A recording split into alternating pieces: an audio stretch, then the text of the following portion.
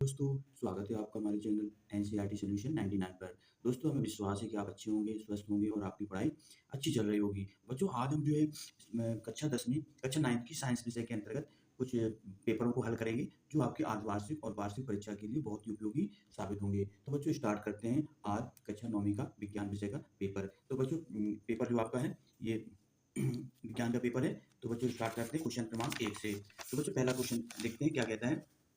पहला क्वेश्चन है बच्चों, पदार्थ की वह अवस्था जिसमें आयतन तो निश्चित होता है, परंतु जो है द्रव का आकार नहीं होता है। तो बच्चों, आपको पता है पदार्थ की जो 3 अवस्थाएँ होती हैं बच्चों, ठोस, द्रव और गैस।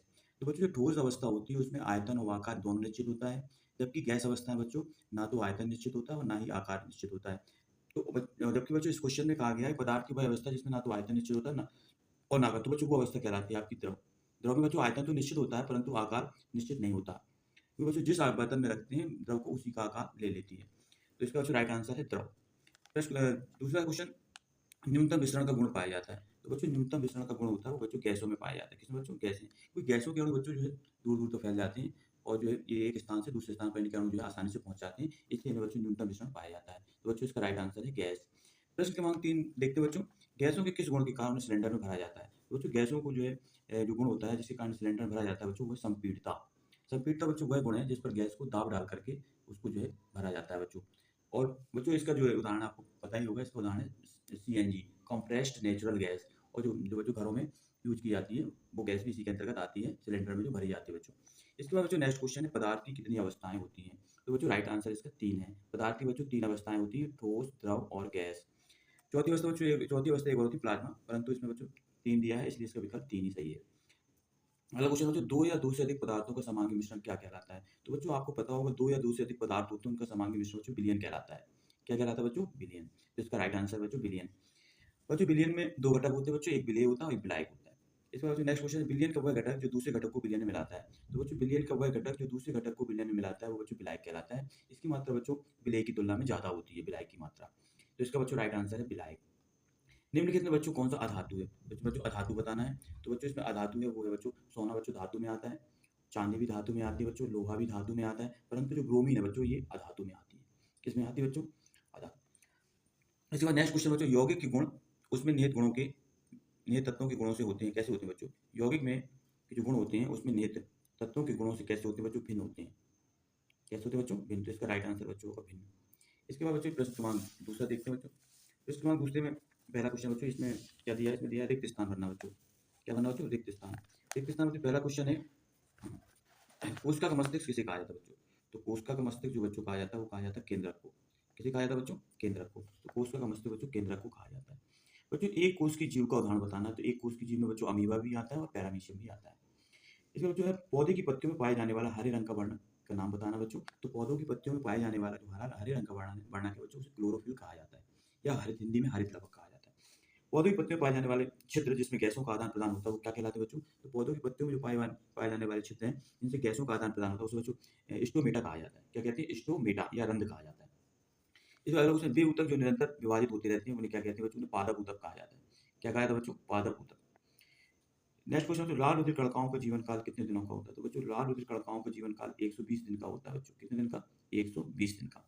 अगर बच्चों प्रकाश संश्लेषण क्रिया में कौन सी गैस निकलती है? तो बच्चों, प्रकाश संश्लेषण क्रिया में जो हरे पौधे होते हैं वो सूर्य की प्रकाश की उपस्थिति में कार्बन डाइऑक्साइड और जल और क्लोरोफिल की उपस्थिति में अपना भोजन बनाते हैं बच्चों, ग्लूकोज। इसका सूत्र होता है C6H12O6 और प्लस बच्चों O2 बनती है, ये ऑक्सीजन की मुक्त होती है बच्चों। तो इसमें जो उत्पाद होता है बच्चों वो गैस निकलती है वो O2 होती है। अगला बच्चों, एक वाक्य में उत्तर देना बच्चों, जल का क्वथनांक कितना होता है? तो बच्चों, आपको पता है कि जल जो है 100 डिग्री सेल्सियस पर खौलता है, इसलिए इसका क्वथनांक 100 डिग्री सेल्सियस होता है बच्चों, जल का क्वथनांक। वह विलयन जिसमें विलेय मात्रा पदार्थ की मात्रा संतृप्त स्तर से कम हो, वह क्या कहलाता है? तो बच्चों, जिसमें विलेय पदार्थ की मात्रा संतृप्त स्तर से कम होती है उसे असंतृप्त विलयन कहा जाता है बच्चों। कौन सा विलयन? असंतृप्त विलयन। एटीपी का पूरा नाम लिखना बच्चों। एटीपी का नाम होता है एडेनोसिन ट्राइफॉस्फेट। Adenosine triphosphate. दैनिक जीवन मिश्रण का एक उदाहरण लिखना बच्चों। तो दैनिक जीवन में मिश्रण का उदाहरण है बच्चों परफ्यूम। परफ्यूम बच्चों इसका उदाहरण है जिसे अपन इत्र का कहते हैं बच्चों।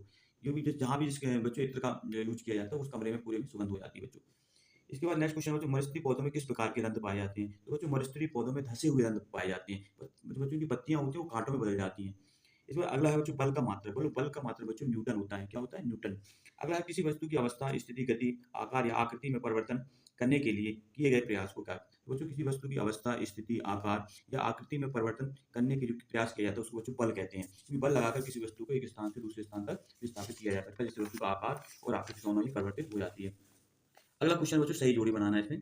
तो बच्चों बेग बेग का बच्चों सूत्र होता है, बेग का पता है बच्चों, बेग बराबर होता है विस्थापन बटे समय। क्या होता है बच्चों? विस्थापन बटे समय।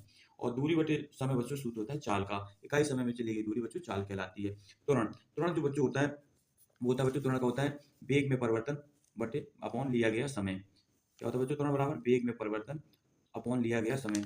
अगला क्वेश्चन बच्चों गुरुत्वीय त्वरण। गुरुत्वीय त्वरण का होता है बच्चों स्वतंत्र रूप से गिरती हुई कोई वस्तु होती है, उसके जो त्वरण में वेग में परिवर्तन होता है बच्चों, उसे गुरुत्वीय त्वरण कहा जाता है। एफ बराबर एम ए, एफ बराबर एम, एफ बराबर फोर्स होता है बच्चों, एम द्रव्यमान होता है और एक त्वरण होता है। एफ बराबर एम है बच्चों गति के द्वितीय नियम में इसका यूज होता है बच्चों, किसमें? गति का द्वितीय नियम। क्रिया प्रतिक्रिया का नियम, ये बच्चों क्रिया प्रतिक्रिया का नियम आता है गति का बच्चों तृतीय नियम। किसमें आता है? गति का तृतीय नियम। गैलीलियो, गैलीलियो का बच्चों जो होता है वो होता है बच्चों, ये तो हो गया गति के प्रथम नियम। टेलीस्कोप, गैलीलियो का जो खोज करता थे बच्चों टेलीस्कोप, टेलीस्कोप की जो खोज करता थे बच्चों वो गैलीलियो थे। जड़त्व, जड़त्व है बच्चों, इसको गति का प्रथम नियम कहा जाता है। क्या कहा जाता है बच्चों? गति का प्रथम नियम। तो बच्चों ये महत्वपूर्ण क्वेश्चन थे। इसके बाद बच्चों अगला क्वेश्चन देखते हैं, प्रश्न क्रमांक 5, गलनांक किसे कहते हैं? तो गलनांक कहलाते हैं बच्चों किसी धातु को जो गर्म करते हैं तो वो जिस ताप पर वो ठोस से द्रव में बदलती है उसे उस ताप को क्या कहते हैं? गलनांक कहते हैं।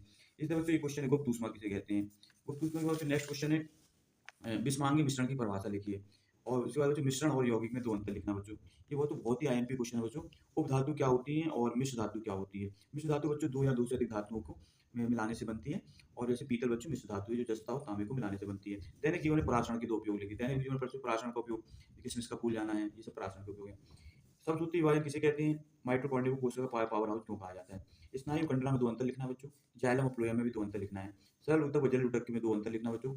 और रक्त के दो कार्य लिखना है। इसके बाद नेक्स्ट क्वेश्चन बच्चों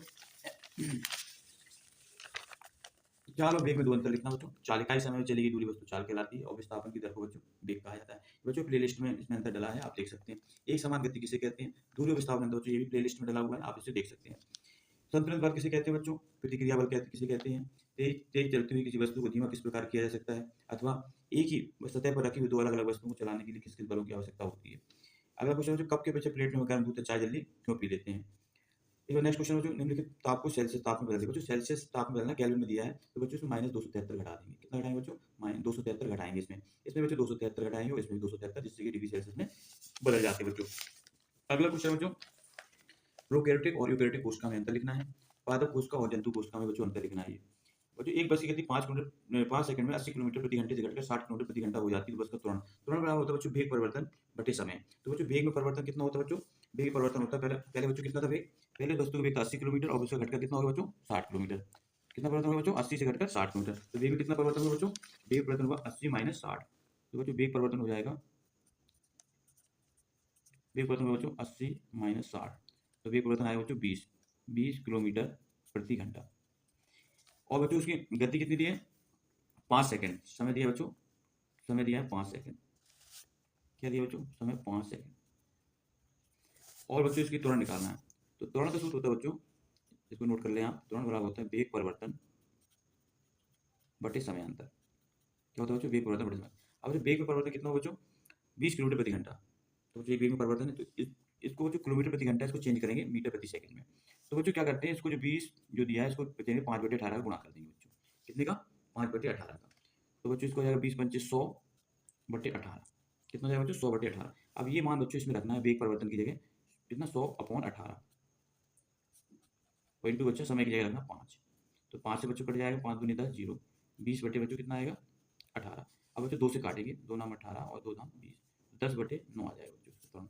तो इसको भाग देंगे बच्चों, इतना भी लिख सकते हैं त्वरण मीटर पर सेकंड स्क्वायर। तो बच्चों इसका त्वरण का ये बच्चों त्वरण निकाल सकते हैं इस तरह। तो त्वरण बराबर सूत्र होता है बच्चों वेग परिवर्तन बटे समय। क्या होता है बच्चों? त्वरण बराबर होता है वेग परिवर्तन बटे समय। और वेग परिवर्तन कैसे निकालेंगे बच्चों? पहले वस्तु का 80 60 से 80 हो गया तो वेग परिवर्तन कितना बच्चों? 20 किलोमीटर प्रति घंटा। अब 20 किलोमीटर प्रति घंटा बच्चों चेंज करेंगे मीटर प्रति सेकंड में, तो 5/18 का गुणा कर देंगे बच्चों। तो बच्चों नेक्स्ट क्वेश्चन है धातु और धातु में 4 अंतर लिखना बच्चों। धातु और धातु में, तो धातु बच्चों क्या होती है? धातु में चमक होती है जबकि धातु में चमक नहीं होती बच्चों। धातु में तन्यता का गुण पाया जाता है, इससे बच्चों तार बनाए जा सकते हैं, जबकि धातु में तन्यता का गुण नहीं पाया जाता। धातु में बच्चों, धातु में एक विशेष प्रकार की चमक होती है जबकि धातु में बच्चों चमक नहीं होती। धातु में बच्चों तन्यता आघात वर्धनीयता गुण पाया जाता है। तो बच्चों धातु धातु में अंतर देखते हैं। धातु बच्चों समान ताप पर ठोस होती हैं, परंतु केवल पारा ही एक ऐसी धातु है बच्चों जो क्या होता है, तरल अवस्था में पाया द्रव अवस्था में पाया जाता है। अधातुएं समान ताप पर तीनों अवस्था में पाई जाती हैं बच्चों, ठोस, द्रव और गैस। धातुएं बच्चों ऊष्मा तथा विद्युत की सुचालक होती हैं। कुछ अपवाद भी हैं बच्चों, और जबकि ग्रेफाइट बच्चों है और कार्बन के अधातुएं जो है छोड़कर सभी धातुएं क्या है, कुचालक हैं। तो बच्चों ये जो है धातु और अधातु में अंतर है जो है। इसके बाद बच्चों नेक्स्ट क्वेश्चन, भौतिक और रासायनिक परिवर्तन में भी अंतर लिखना है बच्चों, भौतिक और चार अंतर लिखना है। जंतु और पादप कोशिका में बच्चों चार चार अंतर है। जंतु पादप कोशिका में बच्चों कोशिकावृत्ति पाई जाती है, जबकि जंतु कोशिका में कोशिकावृत्ति नहीं पाई जाती। इसके बाद नेक्स्ट क्वेश्चन है, कोई खिलाड़ी गेंद को कैच करते समय अपने हाथों से पीछे की ओर खींच लेता है। तो बच्चों ये क्रिया प्रतिक्रिया का नियम होता है, ये न्यूटन का द्वितीय नियम है बच्चों, इसके संबंधित है ये। और अगला नेक्स्ट क्वेश्चन बच्चों, कि निम्नलिखित में किसका जड़त्व अधिक होता है, ये क्वेश्चन दिया बच्चों। तो इस तरह बच्चों आई होप यू आपने जो है क्वेश्चन देखे, जो आपकी परीक्षा की दृष्टि से बच्चों बहुत ही उपयोगी साबित है। आप बच्चों इन प्रश्नों को नोट डाउन करें, और ये बच्चों आपके अर्धवार्षिक और वार्षिक परीक्षा के लिए बहुत ही महत्वपूर्ण क्वेश्चन है बच्चों। तो आई होप यू बच्चों आपको ये प्रश्न पत्र समझ में आया होगा। आप बच्चों इसे नोट डाउन करें। बच्चों आप प्लीज़ हमारे चैनल को सब्सक्राइब कर दें बच्चों, लाइक कर दें और ज़्यादा से ज़्यादा लोगों को शेयर करें। नेक्स्ट वीडियो में बच्चों फिर मिलते हैं नए टॉपिक के साथ। जय हिंद, जय भारत बच्चों।